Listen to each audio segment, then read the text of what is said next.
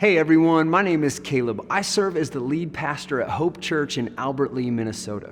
As many of you know, our world has been in crazy transition lately, and that is the same to be said for us as a church family.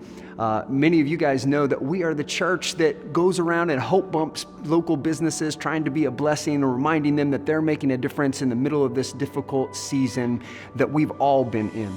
We're also the church that does party in the parks on the south side of town. And needless to say, we are the church that really just believes that we're called to be a beacon of hope in this community, shining the light and the love of Christ, partnering with other churches and doing the work of the gospel in whatever way that is possible. We are also the church that we rally around Eric Mattson as he's on the road to recovery. We're the church that marches down the middle of our town when we're able to do that in the July 3rd parade with hundreds of blue shirts, handing out gifts and trying to help people know who don't have a home church and who don't have a connection with God, that God loves them, God is for them, that He's the God that restores the broken and redeems what's lost. That's what He's done in my life. As a young teenager, I was wayward and I got into a lot of trouble with crime and all kinds of other things with drugs and addiction, but Christ had mercy on me. I called out to Him and He has forever changed my life. And that's exactly what God has been doing through our ministry from the very beginning of Hope Church. Now, recently, as I said, we have been in transition. Through COVID-19, 8 months ago, we had to transition facilities where we used to meet in the theater where there was a space for our kids and there was a space for our adults. But now we have to move to a much smaller facility, and that facility is what many of you know as the Community Cornerstone facility. Now, we're grateful that we own that facility and we're grateful to have a space to meet, but it doesn't provide a space for our kids.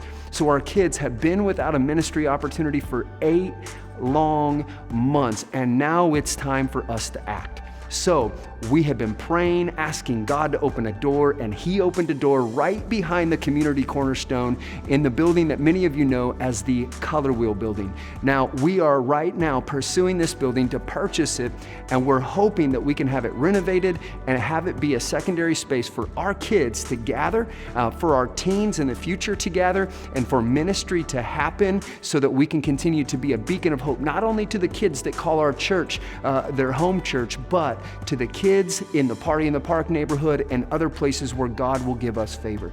So here's what we need from you. Will you help us? Will you help us in one of 3 ways or in all of these ways? Number 1, I'd like to ask for your help as we try to offset the expense and as we try to continue to be a beacon of hope. Will you help us by praying and asking God to use us? Number 1.